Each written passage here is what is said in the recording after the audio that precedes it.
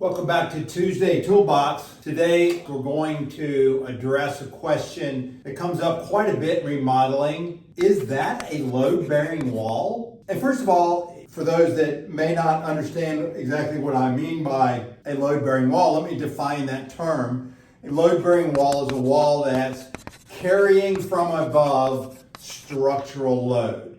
So if it's a first floor wall on a two-story house, there's a floor above. If that floor system is, the weight of that floor is being carried by the wall, it's a load-bearing wall. On the second floor or the first floor of a one-story house, is it carrying roof load? So that if we're in a remodeling project and somebody wants to create an opening in that wall, they want to take the wall out and create a larger space out of two separate rooms. It's very important to understand whether that wall is in fact carrying weight from up above. So how do we determine if it's a load-bearing wall in a house? And we're going to talk about a couple of different clues. We have to be somewhat of a detective. And so first of all, on a house, this is the exterior wall. This is the exterior wall. Here's the floor system. Okay. And then here's the exterior wall. Exterior wall here. And then we have the roof system. So by definition, these exterior walls are going to be load-bearing walls. So if we're creating a larger opening in the exterior wall, if we're adding an addition and we're opening it up into the existing space, or we're putting a larger door or a larger window, then we know that these exterior walls are load-bearing. When the question arises when we have a wall here in the middle of the house, is that a load-bearing wall? Now, there are different systems for framing a house. We can use floor joists or floor trusses. We can do a stick-built roof, which is ceiling joists and rafters, or we can do roof trusses. So that's going to be the first question we need to answer. Is this framed with joists and rafters, or is it framed with trusses? And we can get a clue on that by the age of the house. In this area, trusses started to be used around 1960. So if we have a house that was built in 1920, if we have a house that was built in 1900, if we have a house that was built in 1880, we know that it's not trusses, it's going to be joists. Now, depending on this span, let's say this house is 28 feet wide. And we've got a wall here in the center. If in fact they are joists, 28-foot joists are not commercially available, and a 28-foot joist would not carry the weight of that floor without some intermediate support. So we would know then in that case, if this floor is framed with floor joists, that this is a bearing wall.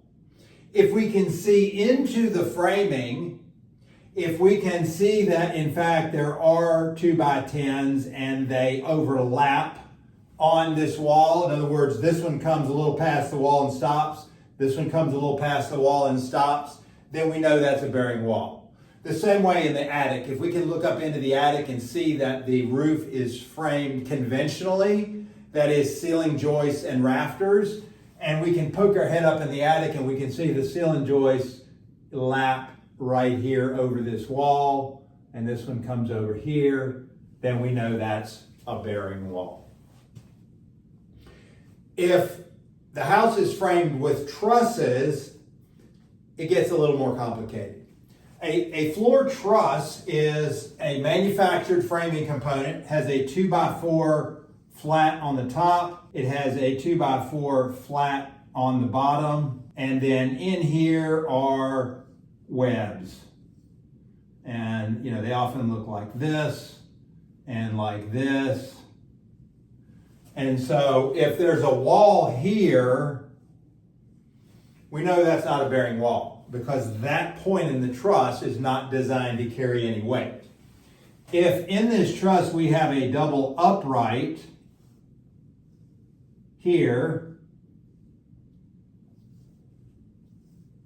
and there's a wall under the double upright, chances are good that that is a bearing wall. Now, if we have the original plans, if we have the original truss drawings, we can look on the drawings and tell from the engineered drawings of the trusses where the bearing points are. So the same thing with the roof truss. If it's a roof truss, we've got webs in here like this. And most roof trusses on residential homes are designed to be clear span, meaning that all the weight is on this wall and on this wall. But we should not assume that. If we have this point coming here, we can go up in the attic and we can look at the truss. Oftentimes trusses will have a label where the bearing point is, and it'll indicate that's a bearing point for the truss.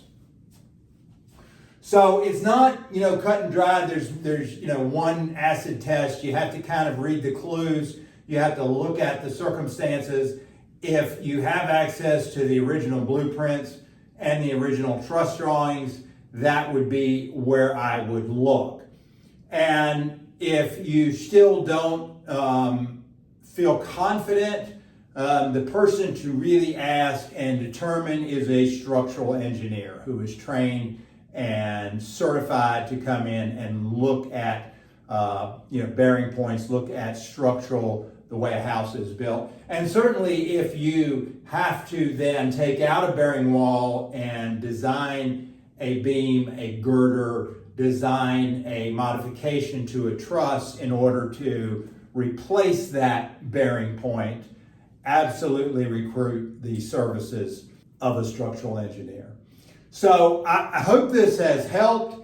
If you are in a situation where you're considering a remodel and have questions about, is this a bearing wall, get in touch with us, seniorremodelingexperts.com, or give us a call, 540-384-2064.